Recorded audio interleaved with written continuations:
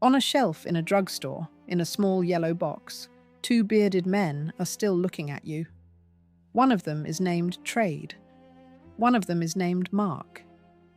Those were never their real names, and both men have been dead for more than 100 years, and every person who has owned their faces since is a stranger who never met them. William and Andrew Smith put themselves on that box to prove the drops inside were really theirs. Now the box proves nothing but the reach of whoever bought them last. They were not the only family whose name outlived them. A piano maker sold for the price of a television network. A flower dynasty carried off to London, twice, 100 years apart. A razor king erased from the company that still wears his face. A milk fortune handed to a cartoon cow. Walk any American aisle, and you are reading a list of dead families. How do you lose your own name while it goes on selling forever in the hands of people who never knew you? I go looking for these buried Gilded Age fortunes every week, the real people behind the names you still see everywhere. If that is the kind of story you love, subscribe and stay close. This one runs deep, and it ends on that little yellow box. Chapter 1. The aisle is a graveyard. Every name on the shelf was once a living person who built something out of nothing, and then watched it leave the family for good. You do not think of it that way when you reach for the flour or the razors or the milk. The names have gone quiet with use. They have become sounds attached to products, no different from a color or a shape. And that is exactly the point. A surname, said often enough by strangers, stops meaning a family and starts meaning a thing you can buy. But each of those sounds began as a person with a face and a wound and a fortune. Somebody named Steinway sat awake over a dying son. Somebody named Pillsbury signed away the largest mill on earth. Somebody named Borden failed at everything until he did not.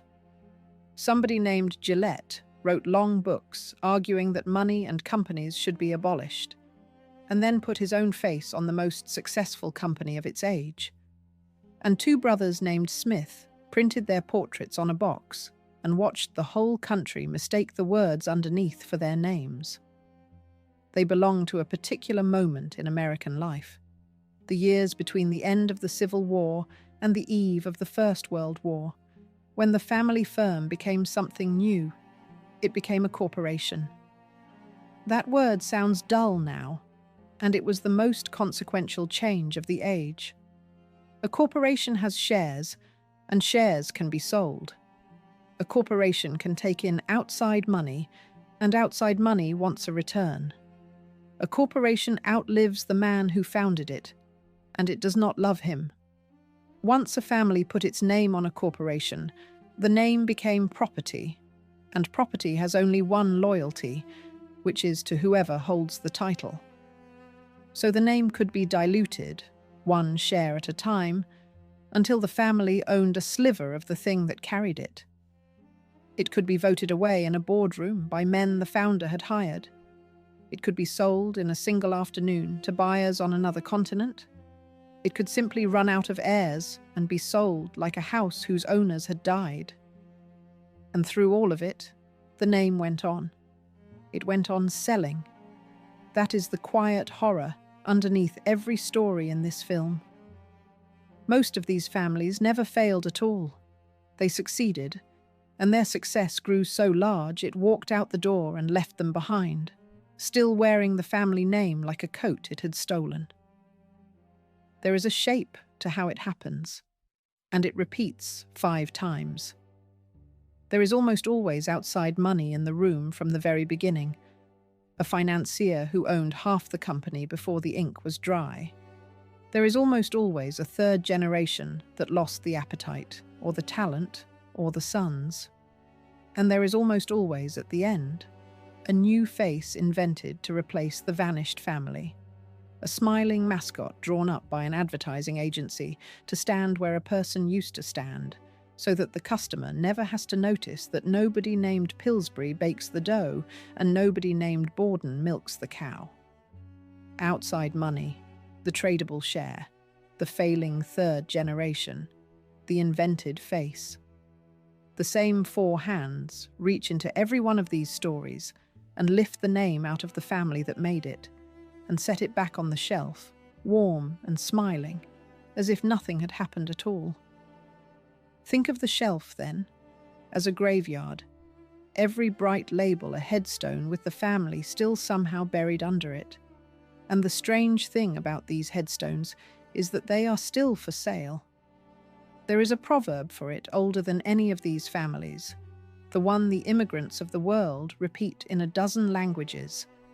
The first generation makes the money, the second generation keeps it, the third generation loses it.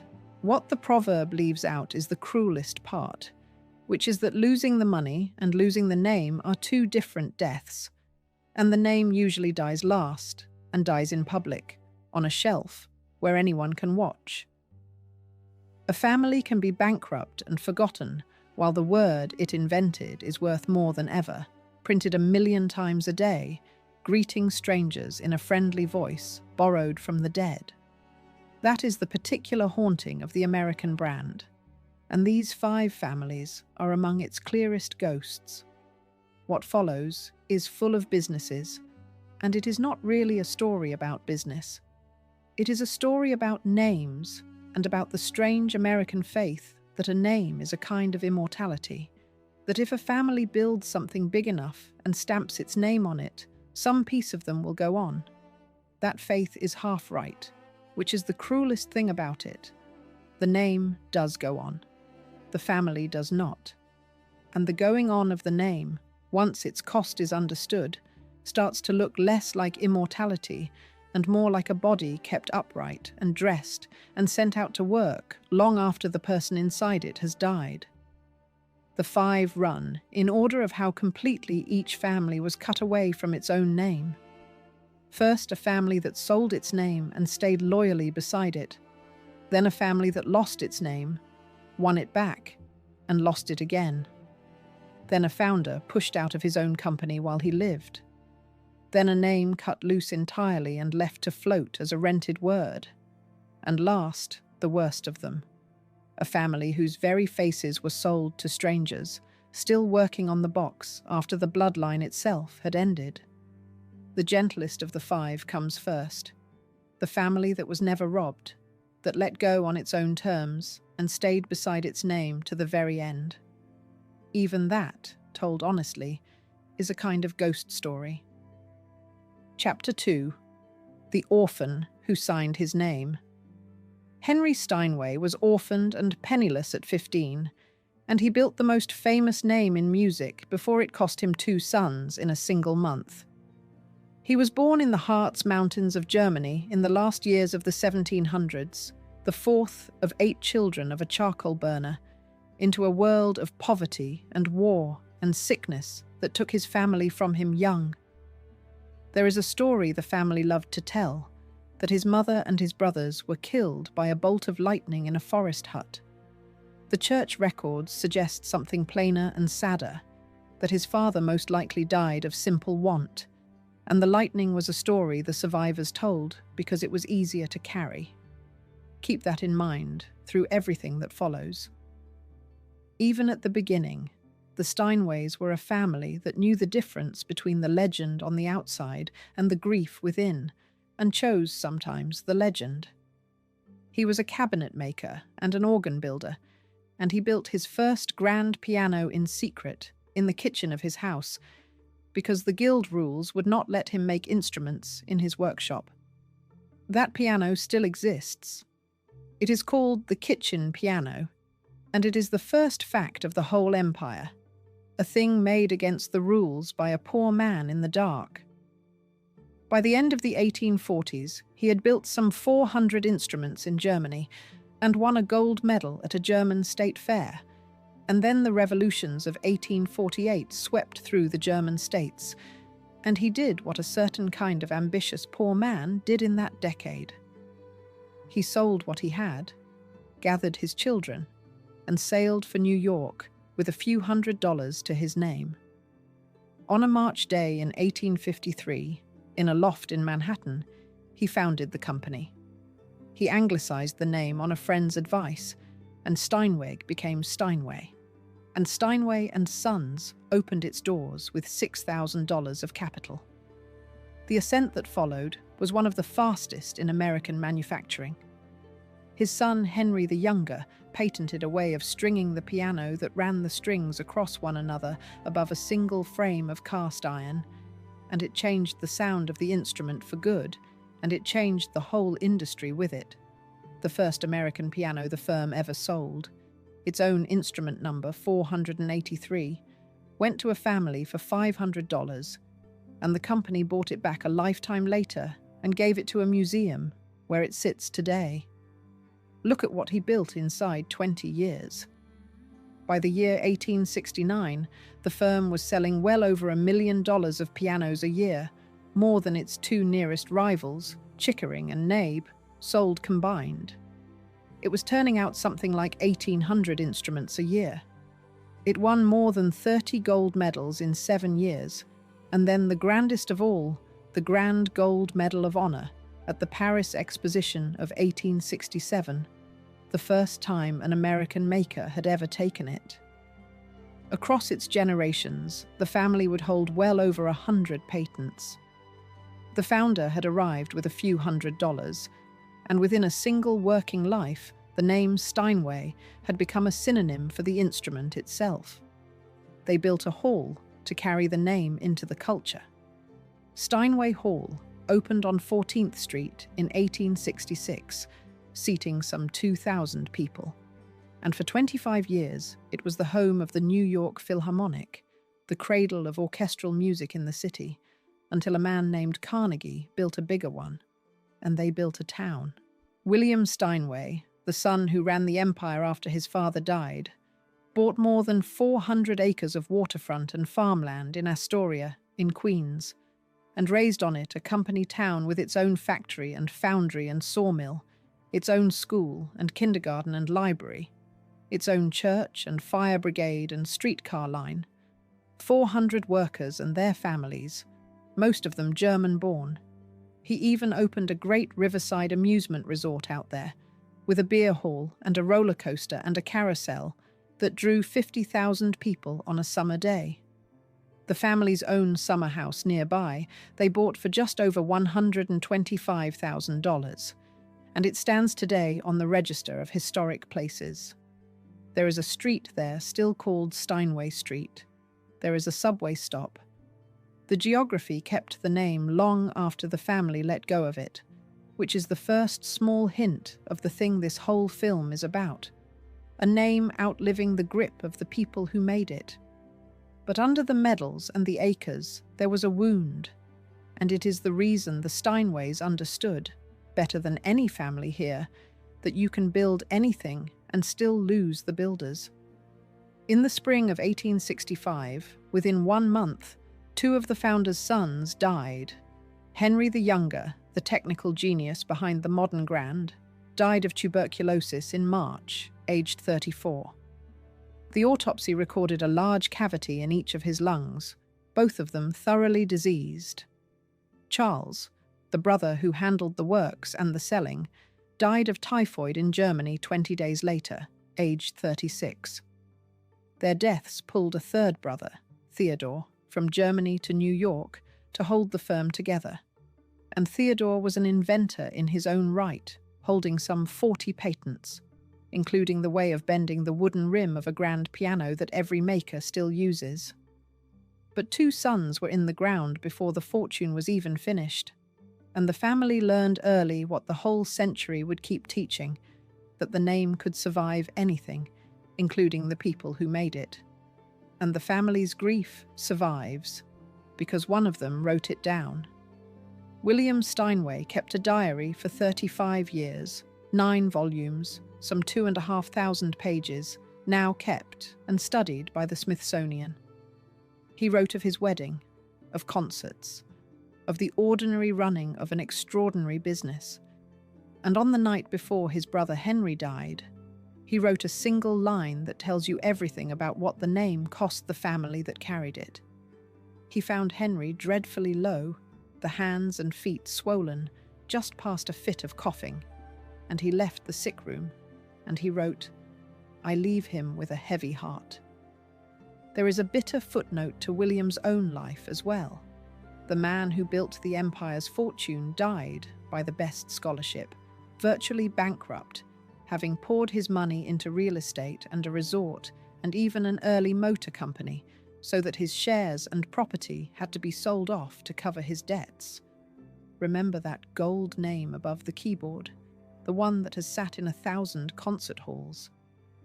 A man wrote those 5 words about his dying brother and died short of money himself, and the same name is stamped in gold on every piano the family ever built. Chapter 3. The family that stayed to watch.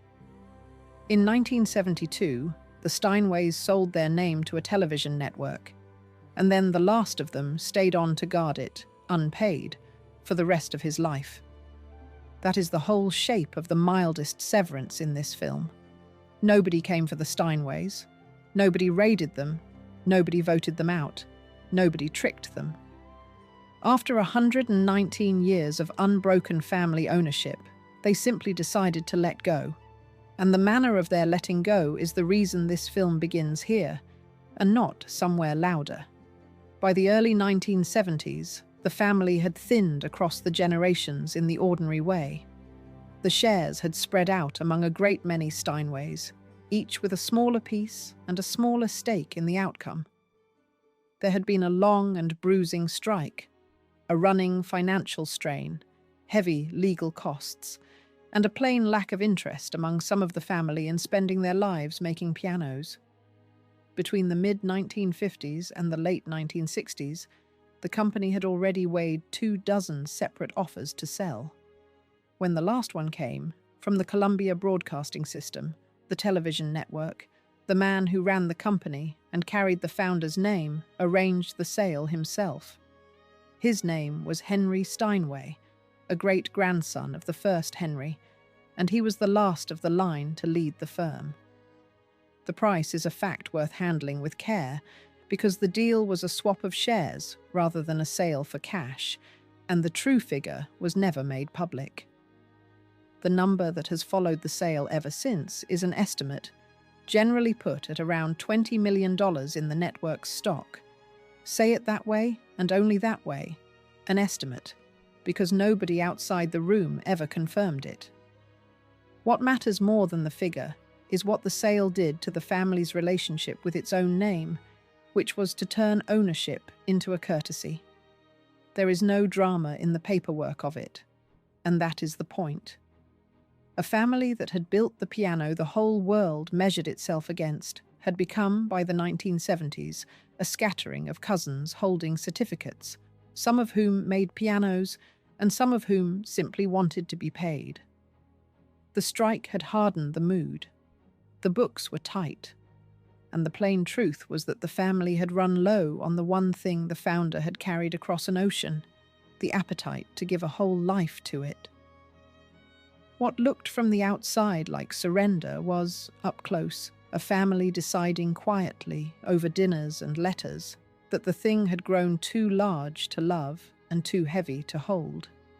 Henry Steinway stayed on. He ran the piano division under the network. In 1977, they made him chairman, and the company's own history describes that title in 4 flat words as an empty title, in this case. He retired from the work in 1980. And then he did the thing that makes this a ghost story rather than a business story. He stayed. For the rest of his long life, he served as the company's unpaid historian, the keeper of the record, the living memory of the name, visiting Steinway Hall until the last months before his death in 2008 at 93. He was, everyone agreed, the last Steinway to run the company, and for more than 30 years after the family sold, the name kept one real Steinway attached to it, standing quietly beside the thing his family had made, owning none of it. He had no illusions about what he was by then, the caretaker of a name that now belonged to a broadcasting company. He would show visitors the old records, tell the old stories, walk the floor of the hall his great-grandfather's family had built, an old man in the lobby of his own surname, welcome as a guest in the house his people had raised. It was a gentle fate, as these fates go. It was still a kind of haunting. A Steinway kept on to reassure the customers that a Steinway was somehow still there. And the name went on without the family, the way a river goes on without the spring that started it, passing from owner to owner, each one richer and further from a piano. The network held it for a little over a decade and then sold it in the mid-1980s to a group of Boston investors led by two brothers for a figure reported at around $50 million. That group sold it in the mid-1990s to a pair of financiers for about $100 million. Those financiers took it public on the New York Exchange under a ticker chosen sweetly for the initials of Beethoven, raising some $60 million more. And in 2013, it was taken private again in a bidding war. First a private firm at $35 a share, then a hedge fund billionaire who topped that at $40 a share, $512 million in all, after more than 4/5 of the shares had been tendered. A hedge fund in Manhattan is what owns the name now. Somewhere in a factory, the gold letters are still applied to the wood above the keys, spelling out the name of a penniless orphan from the Harz Mountains. And there is no Steinway anywhere in the building, and there has not been since the family chose, gently and on its own terms, to walk away. The Steinways kept their dignity because they kept nothing else. They were the fortunate ones, the family that was allowed to say when. The next family in this story was not offered the choice. The next family fought to hold its name, lost it, bought it back at great cost and greater pride, and then lost it a second time, permanently, to the same country that had taken it first.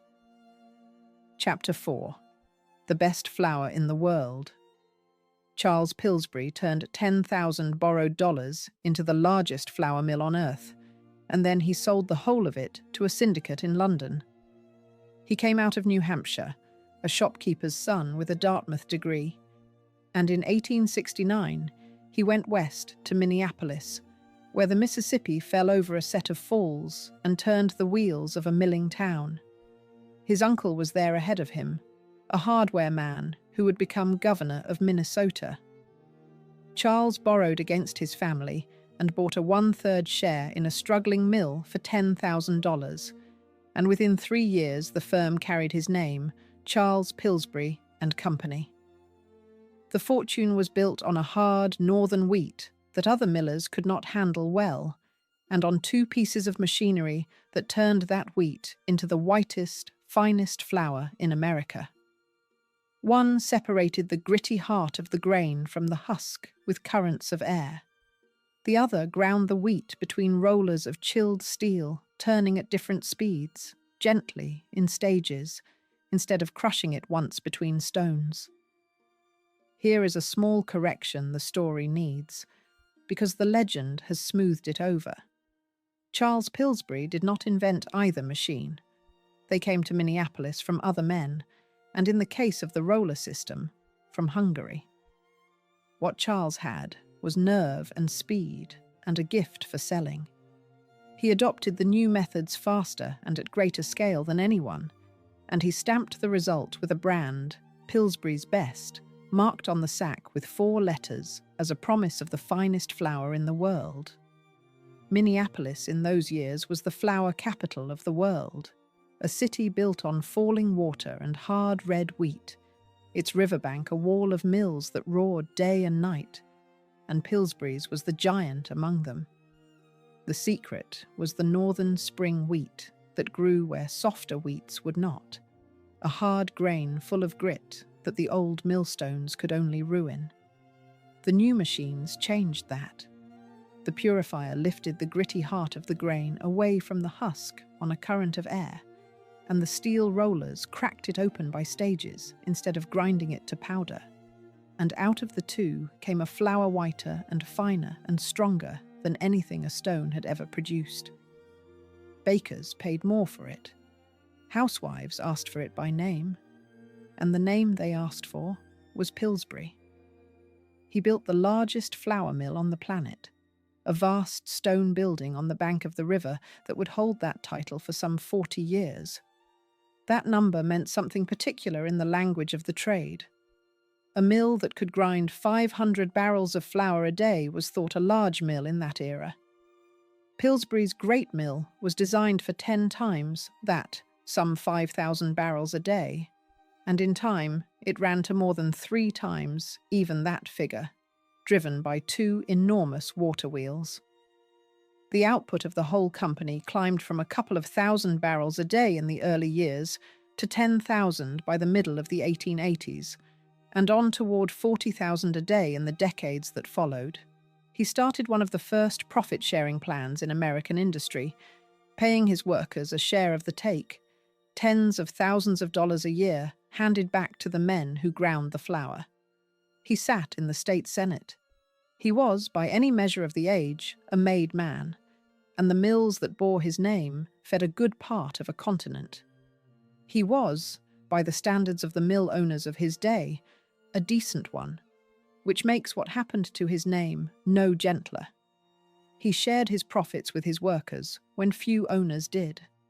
He put the family into public life, a senator here, a governor uncle there. He believed, as his whole confident generation believed, that a thing built well and named honestly would stay with the family that built it, handed down like the color of the eyes. He was wrong, and he did not live to learn how wrong, and it would fall to his sons and his grandsons to discover that a name, once it is worth enough, stops belonging to the people who made it worth anything at all. And then, in 1889, he sold it. The Pillsbury and Washburn mills, his own among them, were bought by a financial syndicate in London and folded into a British company. The exact price is not recorded in the sources that survive, so no figure belongs on the screen here, only the fact of it. The great American flour name became, on paper, English. And Charles Pillsbury, the founder, stayed on as the managing director, which is to say he was hired to run the mills he had just stopped owning. Hold that image, because it recurs in this film in worse forms. The founder kept on as an employee inside the thing that used to be his. The British company stumbled and fell into receivership early in the new century. Charles himself did not live to see the recovery. He died in 1899 of heart failure at only 56. But his sons finished what he could not, and here the Pillsburys did something no other family in this film managed to do. They got it back. The founder's twin sons, born on the same December day in 1878, put together a group that bought the whole enterprise back from the British shareholders in 1923, and the family took, in the words that survive, great pride in bringing it back under American ownership. One of those sons would sit on the company's board for 58 years. For a moment, the name was theirs again, recovered, redeemed, carried home across the ocean it had been sold across.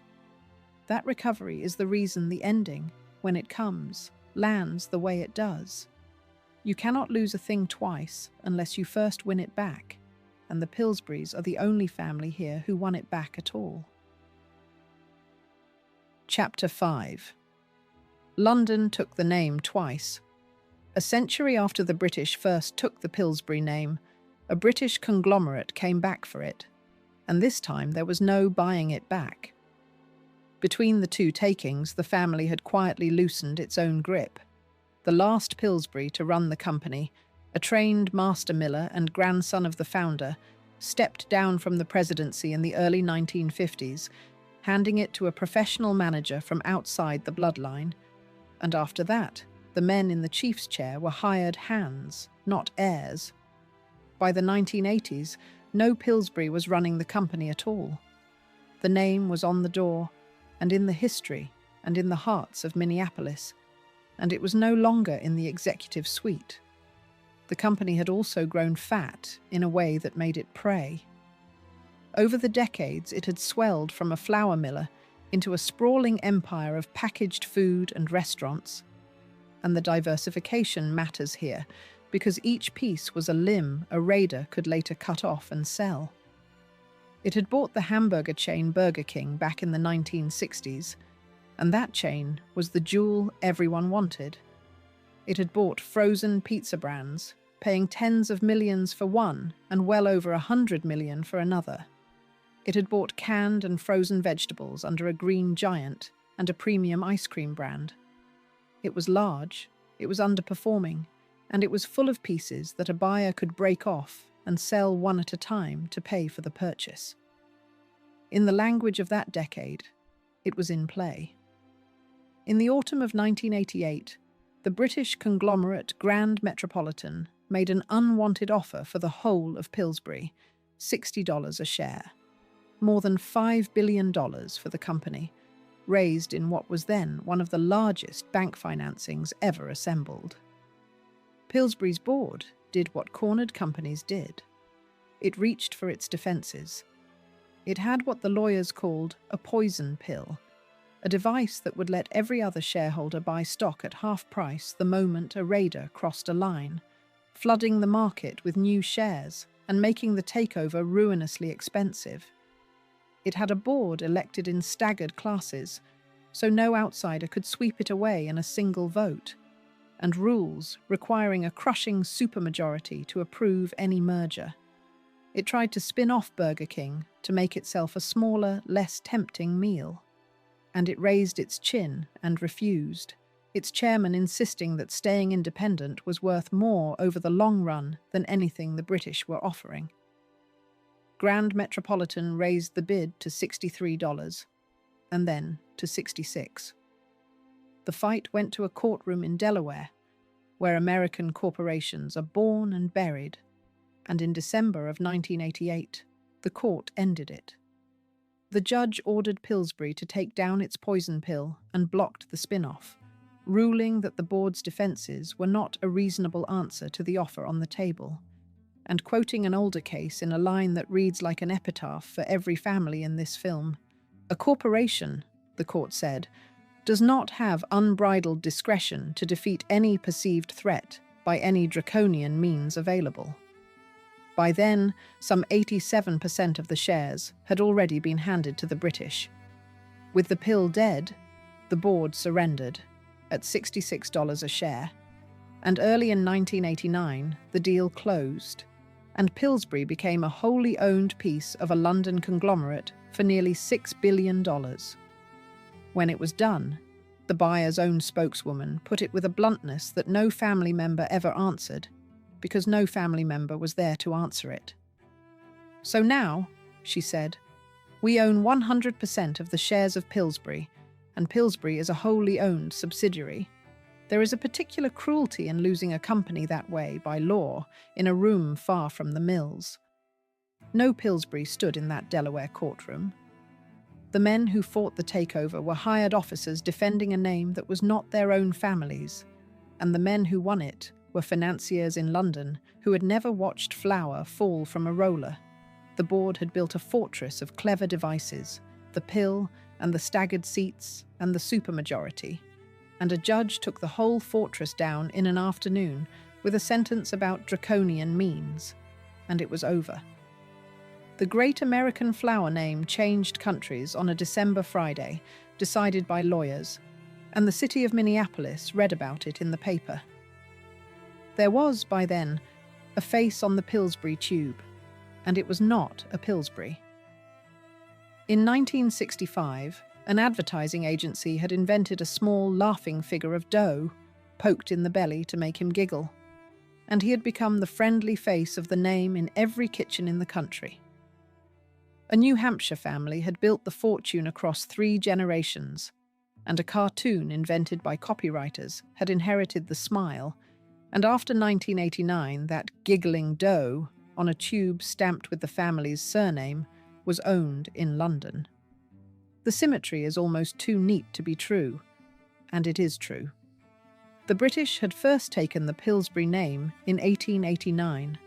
The family had proudly bought it back in 1923.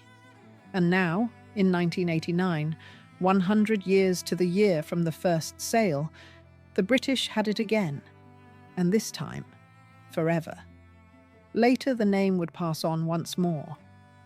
The London conglomerate merged into a giant drinks company, which sold Pillsbury at the start of the new century to General Mills, a great neighbor across town in Minneapolis, for more than $10 billion. The dough came back to Minnesota in a way. It never came back to the Pillsburys. The name had a home again, and the family did not have the name. The Pillsburys, at least, were long gone from the building before the name was carried off, spared the worst indignity of watching from inside. The next man in this story was not spared it. The next man was pushed out of his own company while he was still alive to watch, and his own face kept right on working for the men who pushed him. Chapter 6.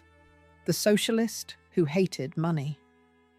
King Gillette wanted to abolish money, competition, and corporations, and he built one of the most durable corporations on earth on his own face. No family in this film is stranger than this one man, and none is a sharper illustration of the age, because he understood the machine he was feeding better than anyone, hated it, wrote books against it, and served it beautifully anyway. His story begins, like Gillette's own century, in fire. The family's hardware and patent business in Chicago was destroyed in the Great Fire of 1871, and the boy went out to work, a clerk at 17, a traveling salesman by 21, carrying other men's products from town to town for a living. He sold for a man named William Painter, who had invented the disposable cork-lined bottle cap, the little crimped cap still on bottles today. And Painter gave him the piece of advice that became the seed of everything. "Invent something," Painter told him, "that a man uses once and throws away, so the customer keeps coming back for more." It became an obsession. And one morning in 1895, shaving with a straight razor gone dull, the idea arrived whole. A thin, cheap blade of steel, meant to be used a few times and discarded, held in a safe frame. He wrote about that morning later, and his own words are worth hearing, because they belong to a man who thought he was describing a business and was really describing an addiction. "As I stood there with the razor in my hand," he wrote, "my eyes resting on it, the Gillette razor was born." He told his wife that day, "I have got it. Our fortune is made." The experts at the Great Institute of Technology told him the thing could not be made, that steel could not be milled that thin and hard and cheap. It took an engineer named William Nickerson some 6 years to prove them wrong and build the machines that could. The patent came in 1904, and the business that followed was a system, the first great engine of a thing now taken for granted, the cheap, durable object sold at a loss so that the endless disposable refill could be sold at a profit forever.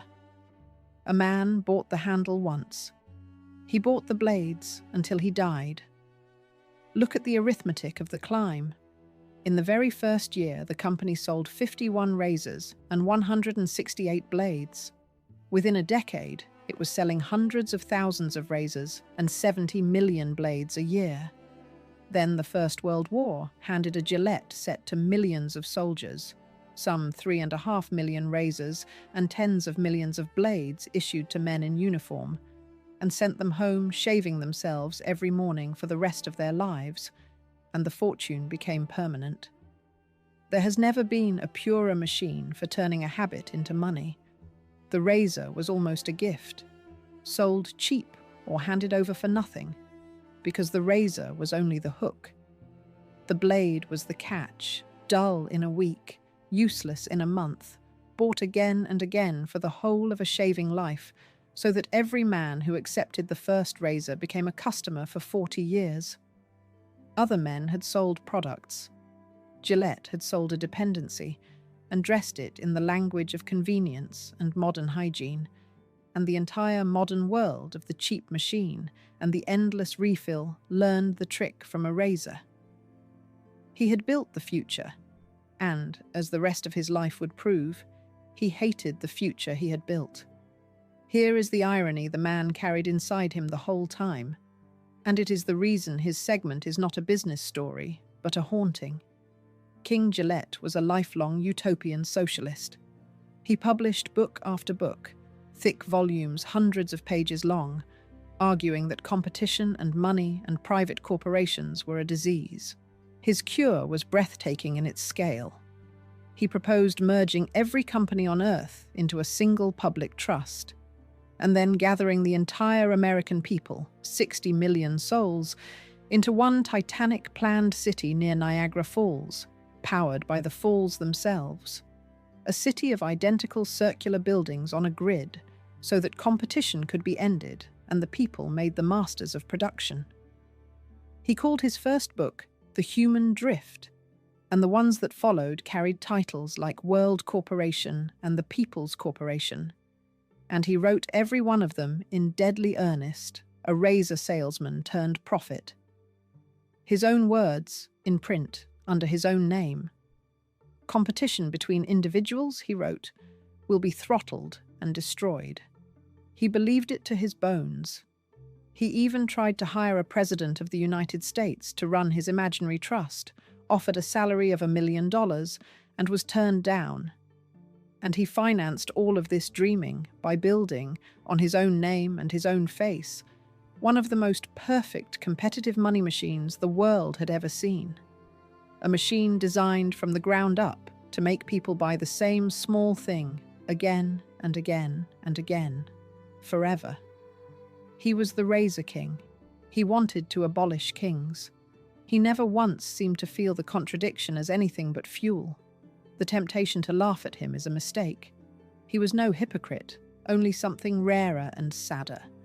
A true believer who could not see that the thing he built for a living was the perfect refutation of the thing he preached.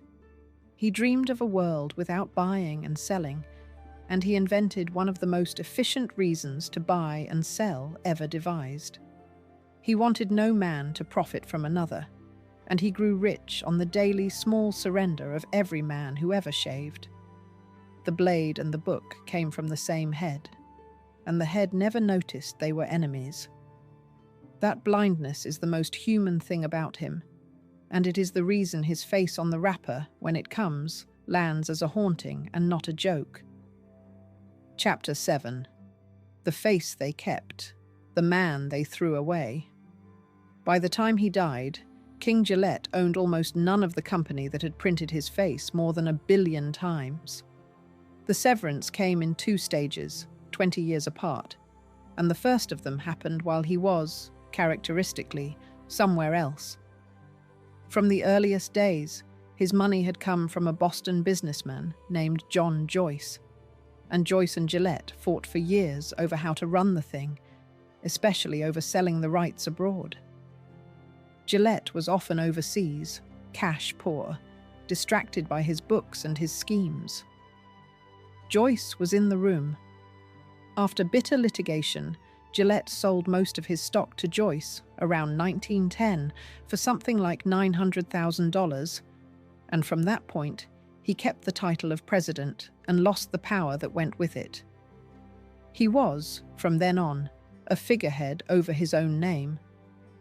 The men who actually ran the company in the decades after were hired executives, and the one who ran it hardest, on a salary of $100,000 a year and bonuses of $500,000 more across the 1920s, was a manager named Frank Fahey.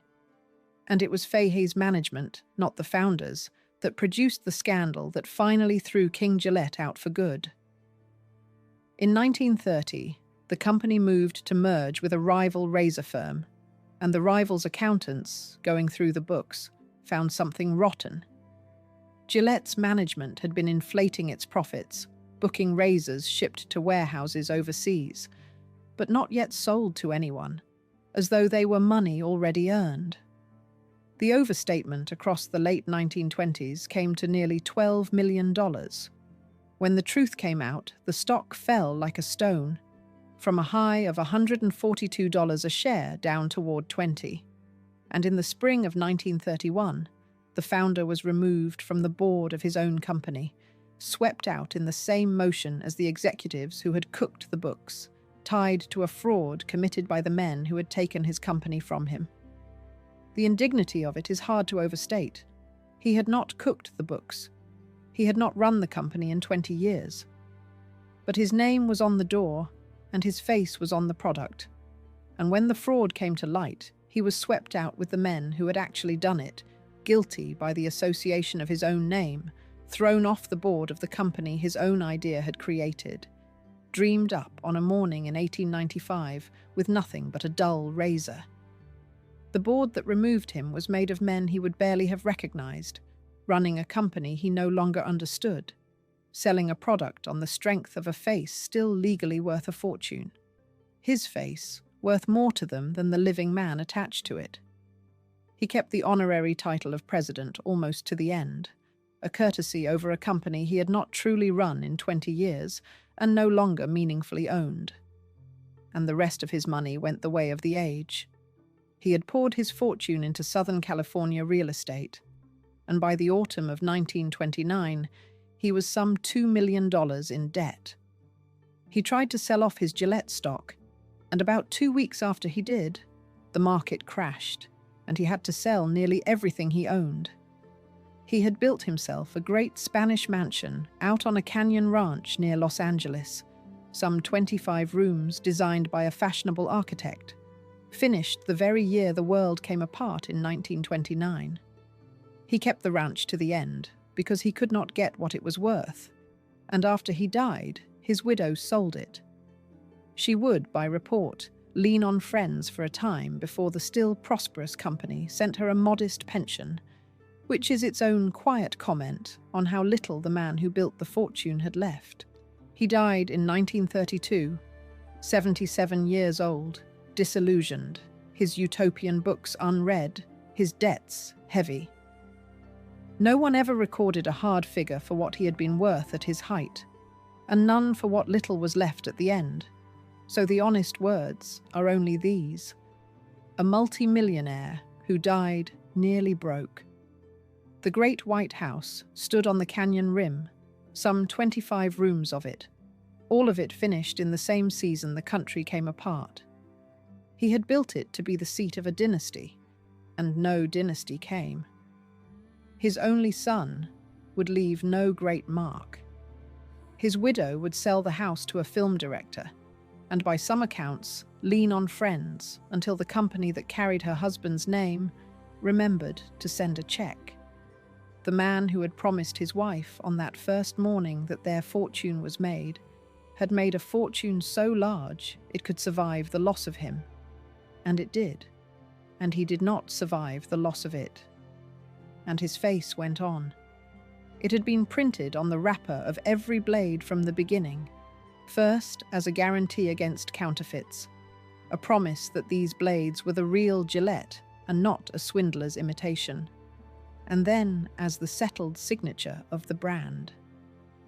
His portrait, by the reckoning of the people who study these things, appeared on billions of blade wrappers around the world. Sit with the arithmetic of that for a moment. A man is stripped of power over his company around 1910, thrown off its board in 1931, ruined in the crash, and dead and nearly broke in 1932. And all the while his face, that mustached, confident face, is going out by the billion into bathrooms on every continent, selling for other men a product he no longer controlled. The company kept the face and discarded the man. In an empire built on the disposable, the founder himself turned out to be the most disposable thing of all. At least a living Gillette was there to see it done. The next name was cut loose from its family so completely that by the end there was no family left to watch it go, only a cartoon animal smiling in their place. Chapter 8. I tried and failed. Gail Borden failed at nearly everything: an amphibious wagon, a dried meat biscuit, a bankruptcy, before the one idea that made his name immortal. He was born in New York in 1801 and raised on the moving edge of the frontier in Kentucky and Indiana and Mississippi and finally Texas, with, by his own count, little more than a year of formal schooling in his whole life. He was a surveyor who drew the first proper map of Texas, a newspaperman who helped lay out the city of Houston, and, above all, a restless and stubborn inventor who spent his middle years failing in public. The failure looked total before the success arrived. He had surveyed a wilderness and drawn its map, and the map made other men rich. He had helped raise a city on a swamp, and the city grew on without him. He had chased one grand notion after another, each time certain that this was the one, each time watching it sink, sometimes literally, into the gulf. A lesser man would have stopped. Gale Borden was, if nothing else, a man who could not stop, and the same stubbornness that ruined him again and again was the very thing that made him, at the last, immortal. He built a machine he called the Terraqueous wagon, a thing meant to travel on land and water alike, and it capsized on its trial run and dumped its passengers into the Gulf of Mexico. He spent years and a small fortune on a dried meat biscuit, beef boiled down and pressed with flour into a shelf-stable ration, meant to feed armies and explorers. It won a Great Council Medal at the London Exhibition of 1851, and he carried it to the world with high hopes, and the army that tried it found it disgusting and would not buy it, and the venture left him bankrupt the next year. He had sunk some $60,000 into it, a fortune for the time, worth well over $2 million in today's money, and he had almost nothing to show. By late middle age, Gale Borden was, by every ordinary measure, a failure, a man known up and down the country for good ideas that did not work. The idea that worked came out of the sea. On his voyage home from that London exhibition, the story goes, the cows kept aboard ship for milk fell sick in the rough crossing, and children suffered for want of clean milk, and in some tellings, children died. The exact year and the exact deaths are softer than the legend makes them, and they belong in the film as a story Borden told about himself as much as a documented fact. What is documented is the obsession that followed. He set out to make milk that would keep. He had watched a religious community of Shakers boil fruit juice down in a sealed vacuum pan, out of contact with the air, and he adapted the method to milk. And after 3 years and repeated rejections, the Patent Office granted him his patent on condensed milk in 1856. He founded the New York Condensed Milk Company the year after that. And then came the war. The Civil War made him. The Union Army placed its first order, 500 pounds of condensed milk, in 1861, and as the war widened, the demand grew until the army was ordering more of the milk than his factory could make. He built a great plant north of the city, the most advanced milk factory of its day, supplied by more than 200 dairy farmers bringing some 20,000 gallons of milk a day to its doors, and he sold it under a brand, the Eagle, that is still on the shelf. The frontier failure had become, at last, a rich man, and he had a line ready for the end. He wrote his own epitaph, and it is carved on his stone in a cemetery in the Bronx to this day. I tried and failed, it reads. I tried again and again, and succeeded. Hold that sentence. It is the proudest boast in this whole film, and by the end, it will have curdled into something colder, because the thing he succeeded at outlived not only him, but every Borden who came after him. The Eagle brand made the company, and the company made a name that spread faster than any one family could hold. Within a generation, Borden meant milk to half of America, condensed and then fresh, in cans, and then in glass bottles left on the step before dawn. It was the very success the founder had spent his whole failing life chasing, and it arrived so completely that it swallowed him, and then his sons, and then the memory that there had ever been a stubborn Texas inventor at the bottom of it at all. Success on that scale does not preserve a family. It dissolves one, gently, into a word.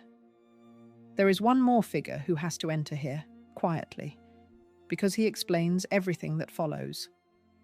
From almost the beginning, Gail Borden did not own his own company outright. The money that made the milk business real came from a New York financier named Jeremiah Milbank, who, by the standard account, met Borden by chance and put up the capital in exchange for half the stock.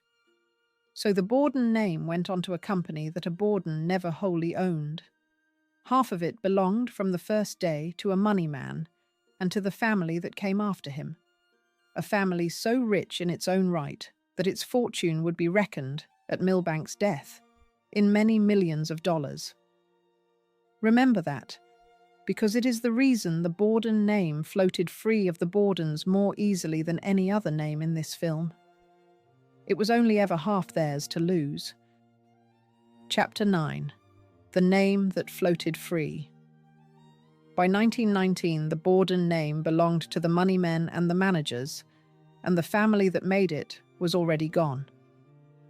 The founder died in 1874, in the little Texas town he had built and named for himself, and his body was carried north by private railway car for burial.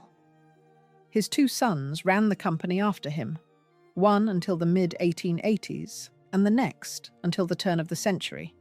And then, in 1902, the first president who was not a Borden took the chair.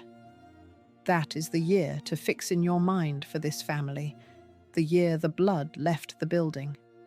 Everything after it is the name travelling on without them.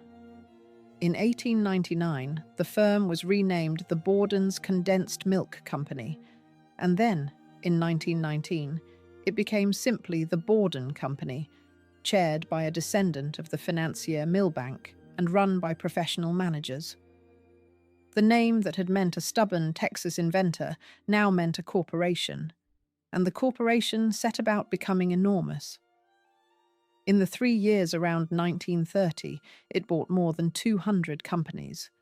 It moved into ice cream and cheese and powdered milk, and then, stranger still, into glue and formaldehyde and plastics, buying a chemical company at the end of the 1920s and growing into one of the largest makers of industrial adhesives in the country, until the name Borden sat on milk cartons and pots of glue alike, a food and chemicals giant that had swallowed its own origins. By the middle of the 20th century, the Borden Company was a thing its founder could not have imagined and might not have recognized.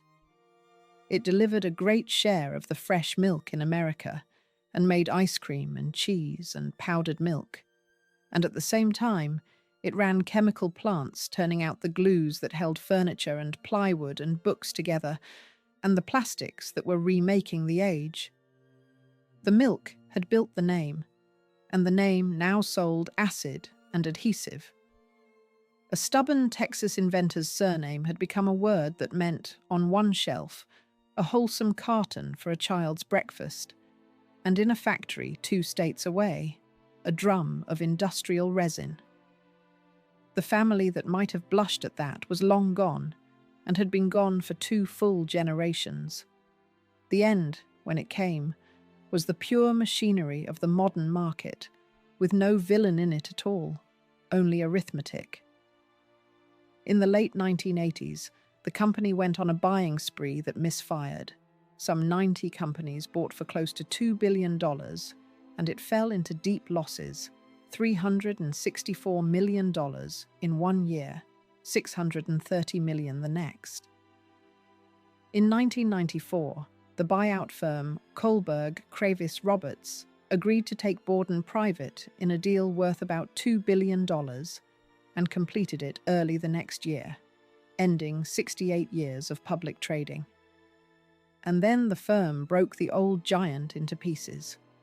The chemical business was carved off, and in time the name Borden itself and the rights to the company's famous mascot ended up in the hands of a chemical company. The dairy business, the milk that had started everything, was sold off to a dairymen's cooperative for some $435 million. After that, the Borden name on a carton of milk was no longer a company at all. It was a license, a word rented out, owned by strangers, and lent to whoever would pay to print it. The old giant did not so much fall as dissolve. The two halves the founder's milk had accidentally grown, the food and the chemicals, went to different owners and different fates, and the Borden name travelled with the glue rather than the milk, so that the rights to a beloved dairy brand came to rest inside a chemical company. The milk that anyone still buys under the name is made by whoever holds the license this year. Twice, in recent memory, a company trading as Borden has gone bankrupt, once at the very start of 2020, blaming the rising cost of milk and the falling thirst of a country that drinks less of it every year. Each time the name outlived the company, because the name is no longer a company. It is a word with a good reputation, and a good reputation, like a good address, can be sold to whoever wants to stand behind it. And here is the strangest inheritance in the whole story. The only face the Borden family has left is a cartoon cow. In 1936, more than 60 years after the founder was dead, an advertising team invented a smiling Jersey cow named Elsie to be the friendly face of the milk. A real cow played her at the Great World's Fair at the end of that decade, chosen as the most photogenic animal at the Borden exhibit. And when that cow died in an accident, she was buried under a stone that called her one of the great Elsies of our time. The cartoon has outlived the company that made her. When the dairy business filed for bankruptcy protection. At the start of 2020, and again when its pieces were auctioned off months later, the cheerful cow went on, a corporate asset that had survived the collapse of her own company more than once. Gail Borden died in 1874, boasting on his gravestone that he had tried and failed and tried again and succeeded. And his success now belongs to a chemical company and wears the face of a cartoon animal that no member of his family ever met. The Bordens, at least, never put their own faces on the label. The last family in this film did. They printed themselves on the box, in the flesh, two real men, and then they sold even that. Chapter 10. Two Faces to Stop the Thieves. William and Andrew Smith put their own faces on a small box for a single practical reason, to prove the cough drops inside were really theirs. Their father, James Smith, was a Scottish immigrant confectioner who brought his family to the town of Poughkeepsie on the Hudson in 1847 and opened a restaurant and a candy business. The origin of the famous cough drop is half history and half folklore, and the film should tell it as both. A travelling peddler, remembered in the best accounts as a man named Sly Hawkins, sold James Smith the recipe for a cough candy for a price that no one can pin down, either $5 or the settlement of an unpaid meal, depending on which old story is told. By the early 1850s, James Smith was advertising his compound of wild cherry cough candy in the local paper, promising relief from coughs and colds and hoarseness and sore throats. James died in 1866, and his two sons took over and renamed the firm Smith Brothers, and it is the sons whose faces the country would come to know without ever knowing their names. As the cough drops sold, the imitators swarmed, the market filled with counterfeits trading on the Smith name, the Schmidt brothers and the Schmid brothers, the original Smith brothers and the improved Smith brothers, and, most brazen of all, the Smith sisters. So the brothers did something new.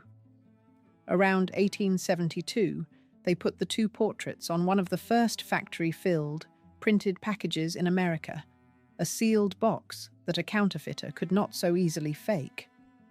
In 1877, They registered the two portraits as a trademark, one of the oldest and most famous in the country, taken out only a few years after the government began registering trademarks at all. It worked. The little factory grew until it was turning out several tons of cough drops a day, and in the decades that followed, it added menthol drops and a cough syrup and a wild cherry drop, and by the middle of the next century, it was one of the largest cough drop makers in the nation. The faces were, in their way, the first modern brand. A picture that said, "Trust me," across a shop counter to a customer who could not check a company's promises but could recognize a face. It was a genuinely new idea that a product might wear a human likeness as its guarantee. And it worked so well that the two solemn bearded men grew better known than any medicine in the country. Children who could not have found Poughkeepsie on a map knew the two faces on the little box. And there was the trap the brothers never saw coming. They had made their faces more famous than themselves, more lasting than themselves, more valuable than themselves. They had turned two men into a picture, and a picture, unlike a man, can be bought. And then came the accident of language that made them immortal and erased them at the same time. On the box, the two portraits sat side by side, and beneath them ran the words of the legal mark, the word trade printed under one brother and the word mark printed under the other. The public read the two words as the two men's names. The bearded fellow on the left became Trade Smith. The bearded fellow on the right became Mark Smith. They were really named William and Andrew, William Wallace Smith and his brother Andrew, but almost no one knew that, and the nicknames followed them the rest of their lives, and follow them still. Their true names dissolved into a printer's caption. The face survived, and the man behind it disappeared into a legal formula, which is, in miniature, exactly what this whole film is about, drawn on a 5-cent box. It is the perfect small emblem of everything that follows. Two living men reduced to a caption, their real identities swallowed by a legal phrase printed under their chins, and a whole country content to call them by the wrong names for 100 years and never once wonder who they truly were. Trade and Mark. It sounds like a vaudeville act, two brothers in a comedy turn, and in a way it was, a joke the whole nation was in on, and the two men could only smile at, because the joke sold more cough drops than the truth ever would. They let the country keep the joke. What else was there to do? The wrong names sold, and selling was the point. And somewhere in that cheerful surrender, the real William and the real Andrew began to vanish behind the two faces they had drawn to protect themselves. They were real men with real lives underneath the beards. William, the one the country called Trade, was a solemn and respectable figure, a prohibitionist and a philanthropist, a friend of Matthew Vassar. Andrew, called Mark, was the softer of the two, a lifelong bachelor fond of whiskey, and such an easy touch for a loan that people called him Easy Mark. And the generation that came after them found the whole thing rather tiresome. One of Trade's sons was said to find the cough drop business distinctly boring, and, asked how the famous product actually reached its market, gave an answer that tells you the family had stopped hungering for it. "Why?" he said. "The postman brings it." The orders simply arrived in the mail. He kept the company alive and modern, but the hunger that builds a name had already gone out of the family, 2 generations in. And the thing that happens when the hunger goes was already coming for the Smiths, the same way it comes for them all. Chapter 11. The line that daughted out. The Smith men simply ran out, and with no son to follow, the family sold not only the name, but the two brothers' own faces to strangers. This is the gentlest cause of ruin in the whole film, and somehow the most final. No board voted them out. No British conglomerate raided them. No crash wiped them away.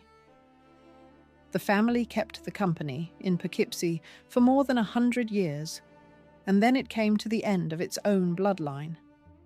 The last two Smiths to run it were grandsons of the founding brothers, and they had grown beards for the company's 100th anniversary in 1947, in tribute to the two faces on the box. One died in the mid-1950s. The other died in 1962. And there was no son behind them. There is something almost unbearably quiet about that ending, set beside the others. Steinway was sold after a strike and a family vote. Pillsbury fell in a courtroom to a foreign raid. Gillette was pushed out in a fraud scandal. The Smiths were undone by nothing more dramatic than arithmetic, the oldest arithmetic there is. They had daughters, and daughters, in that trade in that age, did not carry the name into the factory. The beards on the box were a male inheritance, grandfather to grandson, and when the grandsons had no sons of their own, the inheritance had nowhere left to go. A family that had survived counterfeiters and world wars, and the whole churn of a century was ended by the plain fact of who happened to be born, and the company went up for sale, healthy enough, only because there was no one named Smith left who wanted it. The line, in the old blunt phrase used by the account that records it, had daughtered out. The male Smith line having daughtered out, the words "go," the name and the goodwill and the whole business were sold, in 1963, to a large pharmaceutical company in New Jersey. And with that sale, the two dead brothers passed into the hands of strangers, and the strangers have owned them ever since, passing them along in a churn that never stops. The company left Poughkeepsie for a factory in Chicago in the early 1970s, the town that had made it losing it for good. From the drug company, it went to a food company, and then, in this century, to a private investment fund, and then to a New York hedge fund, and then to a British herbal remedy firm, and then to yet another marketer, a chain of buyers and sellers across some 60 years, and not one of them named Smith. And through every single sale, the two bearded faces stayed exactly where they had always been, on the box, still looking out, still selling. Each new owner arrived with the same idea, that the two old faces were a sleeping asset that only needed waking. A private fund bought them and tried to make them pay. A hedge fund bought them next and poured money into the Chicago plant to bring them back. A British remedy firm bought them after that, announcing that it would revive the old brand, bearded faces and all. Each of them looked at the two solemn men on the box and saw a name the public still trusted, a thing that could be rented from the dead and put back to work. And each of them, in turn, failed to make the old magic pay and sold the brothers along to the next believer. It was never a story you could tell in dollars, and that itself is part of the sadness. The old Smith Brothers Company was a private family firm that never opened its books, and its scale was always measured in tons of candy, rather than in a fortune anyone recorded.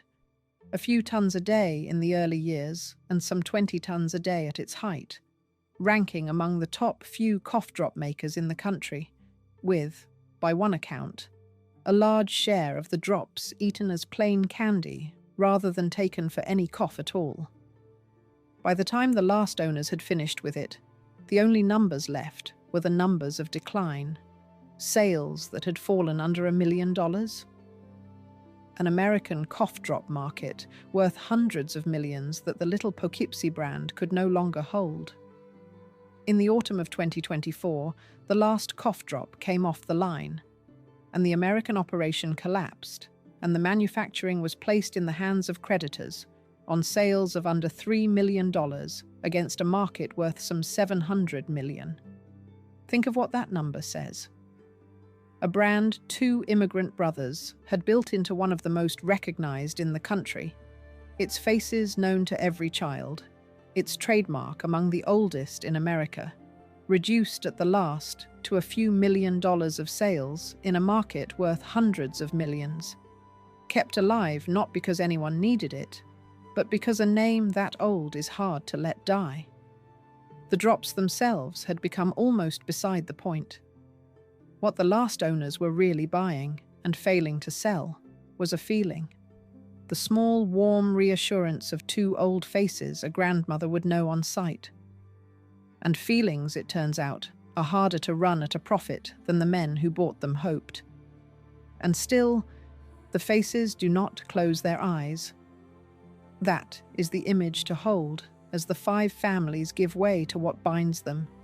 2 men who have been dead for over a century, whose real names the world never learned, whose family ran out of sons and sold them to the first buyer and then to the next and the next, and who go on standing side by side on a small yellow box, doing the one job they were first put there to do, which was to prove that the thing inside was really them.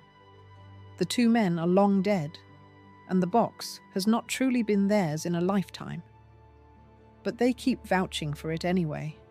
2 headstones with beards, still ringing the register long after the family in the grave beneath the name went silent.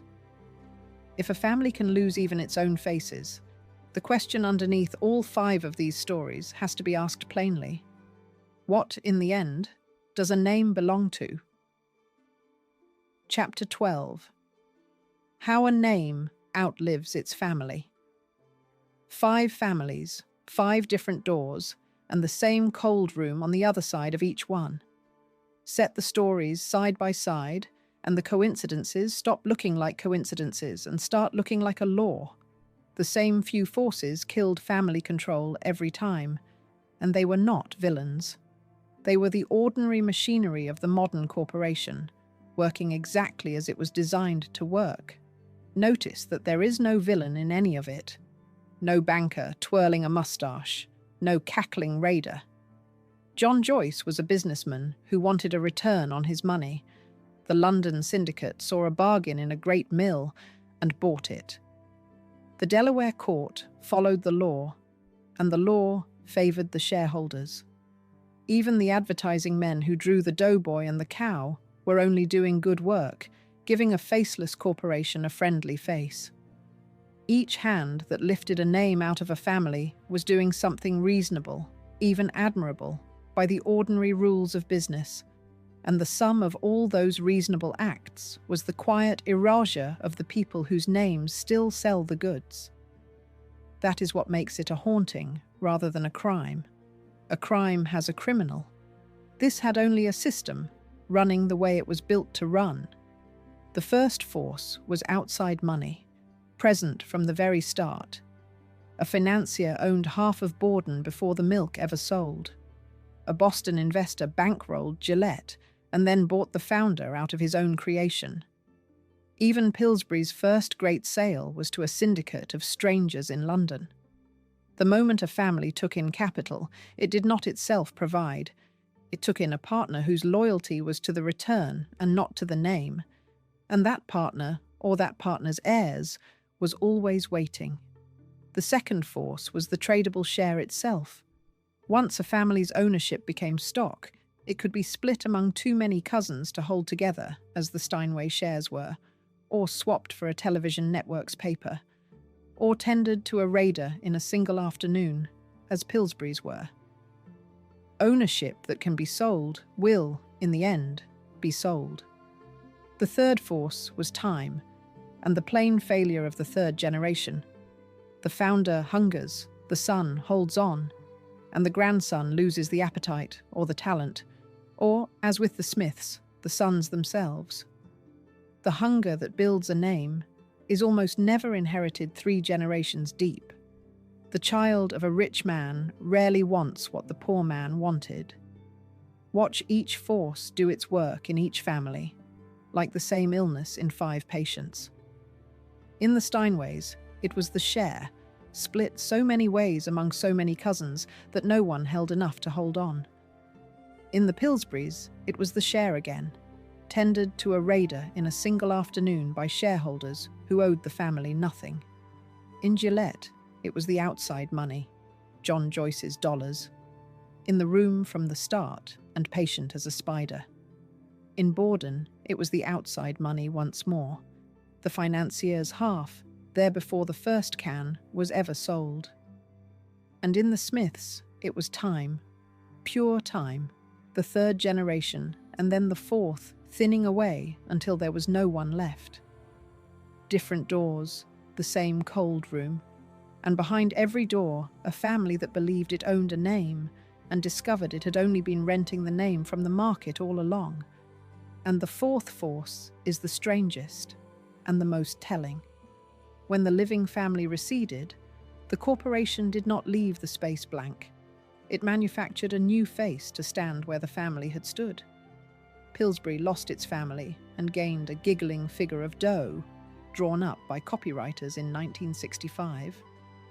Borden lost its family and gained a smiling cartoon cow, invented in 1936. Gillette kept the founder's real face on the wrapper precisely as it was throwing the founder himself out the door. And the Smiths, most hauntingly of all, had put their real faces on the box so early and so permanently that when the family died out, no new mascot was even needed. The dead men simply kept working. In every single case, the customer is handed a face, so that the customer never has to notice the absence behind it. The mascot is a mask laid over an empty chair. It exists so that the name can go on feeling like a family long after the family is gone, so that the shelf can go on feeling warm and personal and trustworthy, while the people whose trust it borrows lie in graves the customer will never visit, a century and more gone. There is a tenderness in it, if one looks, and a horror. The tenderness is that a company keeping a founder's face on the wrapper, or inventing a warm cartoon to stand in for a family that is gone, is a kind of memorial, a way of insisting that a name still belongs to a person even after it does not. The horror is that the memorial is a sales tool. The doughboy giggles, so the tube will sell. The cow smiles, so the carton will move. The two brothers keep their post because trust, worn on a face, is worth money at the counter. A grave is a place the living go to remember the dead. A brand is a place the dead are put to work. Every one of these faces is both at once a headstone that has been given a job, and the job is to make the customer feel that the family is somehow still in there, minding the store, a century after the family walked out. Chapter 13. The buildings outlived the people. Steinway Street still runs through Queens, and not one Steinway owns a single piano. That is the shape of the whole aftermath, laid across a map and a set of shelves. The monuments stayed, and the people vanished. The great Pillsbury Mill still stands above the falls in Minneapolis, the largest in the world in its day, turned now into apartments, and the name cut into the stone means nothing to the family that raised it. The Gillette name rides on razors in every drugstore on earth, and the man who wanted to abolish corporations died in California, his fortune long spent. Borden Milk and Elsie the cow survive as a rented word and a licensed drawing, and the Texas town that Gail Borden built and named for himself is a scattering of houses on a back road. The Smith Brothers box outlived the Smith Brothers by 2 full generations. Go looking, and the country is full of these stones. A street sign in Queens, a grain mill on a river turned to apartments, a cough drop factory turned to other work, a ranch in a California canyon, a public park now where families picnic on a lawn a razor paid for, few of them knowing whose it was. A small Texas town named Gale, after a man whose milk is now a chemical company's trademark. The names are everywhere once you learn to read them, hiding in plain sight on street corners and cornerstones, and the sides of 10,000 products. A whole geography of vanished families whose surnames outlived them and then forgot them. The city keeps the sign because the sign is old and no one has a reason to change it. The shelf keeps the name because the name still sells. Neither the city nor the shelf remembers the person, and neither one has to. None of it was planned. and no one is to blame. And that is the strangest part. There was no conspiracy to take these names from these families. There was only a set of ordinary rules, each one sensible on its own, that added up across a century to the same quiet theft. A company incorporates so it can grow, and incorporation turns the family into shareholders. Shareholders can sell so that they may be free, and one day they do. A man dies, and the tax on his estate has to be paid, and to pay it the heirs sell a piece, and then another piece, until the pieces are gone. A bloodline narrows because bloodlines do, and one generation has no child who wants the work. Set those ordinary rules end to end, and they build a machine that separates a family from its name, as surely as a river cuts a canyon, grain by grain, with no malice and no hurry, and no one at the controls. The machinery that did all this was never dramatic, and that is the hardest part to hold in the mind. It was incorporation, which turned families into shares. It was the inheritance tax, which took its portion at every death and forced a sale to pay it over and over, generation after generation. It was the simple mathematics of a bloodline, which narrows as often as it widens, and sometimes, as with the Smiths, comes to a clean and childless stop. And behind all the mathematics stood the plainest force of all, which was money itself, always wanting to move, always flowing toward whoever could make the most of it. A family holds a name for love, for pride, for the memory of the man who built it. The market holds nothing for love. When a name grew worth more than a family could afford to keep, the market bid for it, and the family, sooner or later, took the money, because refusing was a luxury that grew more expensive every year. Love is not a business plan. It cannot outbid a conglomerate. And so the names went, one by one, to the highest bidder, which is only ever in the end a stranger. There was no cruelty in any of it. It was all perfectly ordinary. And that is the part that should unsettle you the most, standing where you are standing right now, in an aisle under a flat white light with a basket on your arm. You are surrounded by the names of the dead, and you have never once read them as names. You reach past Gail Borden and King Gillette and Charles Pillsbury a dozen times a year, and you take down the milk and the razors and the flour, and you never think of the orphan in the Harz Mountains, or the socialist who hated money, or the two brothers who put their faces on a box to keep the thieves away. The shelf has turned 5 families into sounds, and the sounds into products, and the products into habit. It still happens, quietly, all around you, in every aisle of every store, and it is happening to names being built this very year. Names that will be sounds on a label long after the people who own them tonight are gone. That is the quiet the whole film has been listening for, the soft, continuous sound of names sliding loose from the families that made them year after year, sale after sale, death after death, so gradual that no single day looked like a tragedy, while the whole century added up to a robbery. None of these houses fell in a night. They were emptied slowly, over generations, so patiently that the labels never changed, and no one thought to grieve. You are standing inside the last scene of it right now, basket in hand, and you cannot hear a thing, because the emptying finished long ago and left the bright labels exactly where they always were. Chapter 14. The headstones are still selling. Go back to the little yellow box and the 2 men who are still looking at you. That is where this began, and it is where it has to end, because those 2 faces hold the whole of it in a single image. William and Andrew Smith, dead for more than 100 years, their real names lost under a printer's caption, their family run out of sons, their portraits sold and resold to strangers on 2 continents, and still, tonight, in a drugstore somewhere, standing on a shelf and vouching for something that has not been theirs in a lifetime. They keep their post. They do not know the family is gone. They go on selling.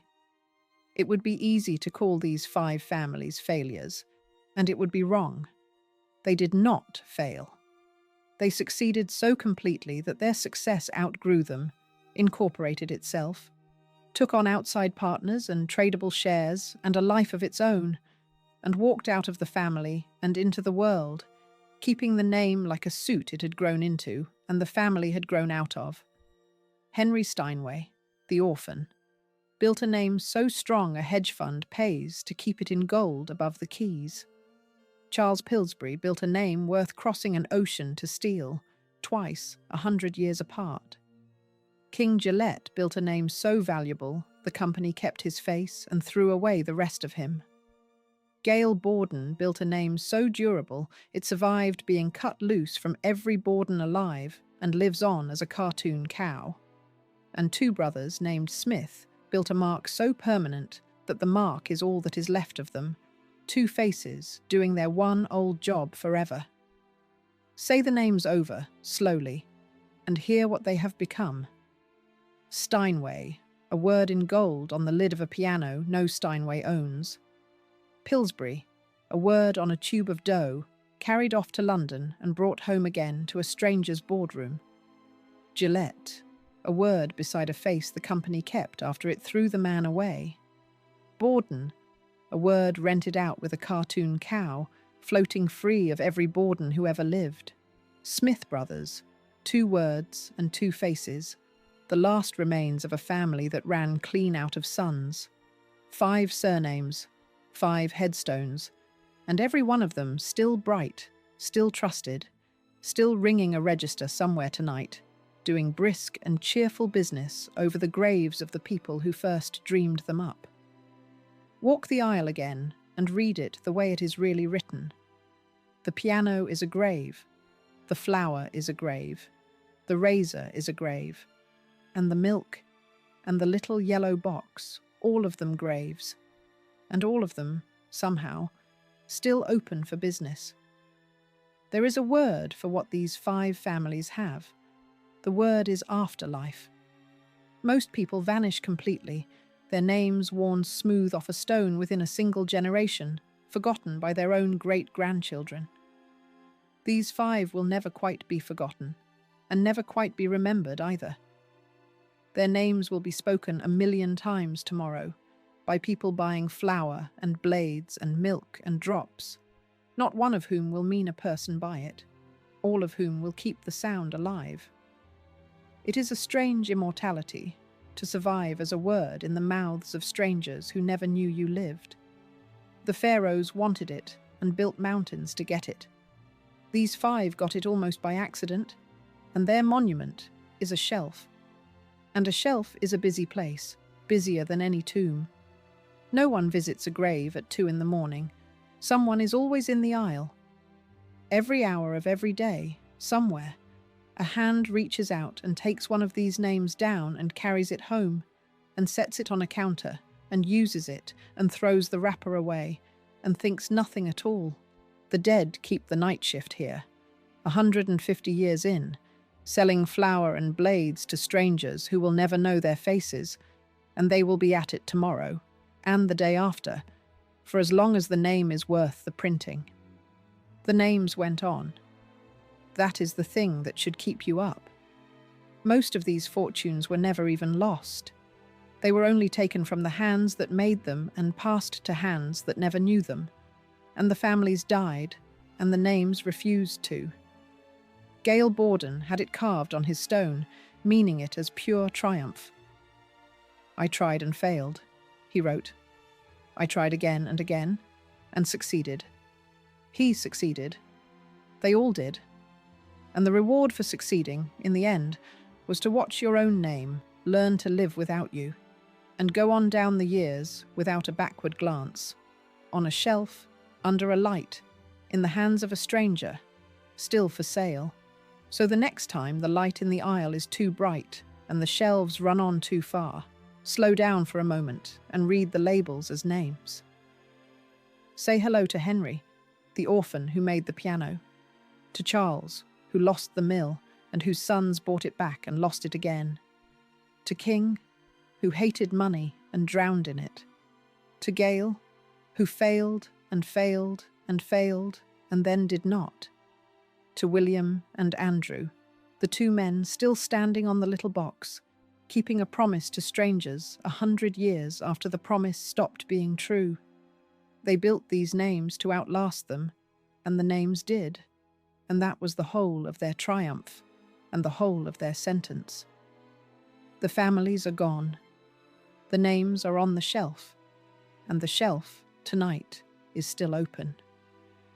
If this one stayed with you, subscribe, because I go looking for a lost fortune like these every single week, and I want to hear from you before you go. Whose name surprised you most, that a family no longer owns it? The piano, the flour, the razor, the milk, or the two men on the little box? Tell me in the comments, and I will read them.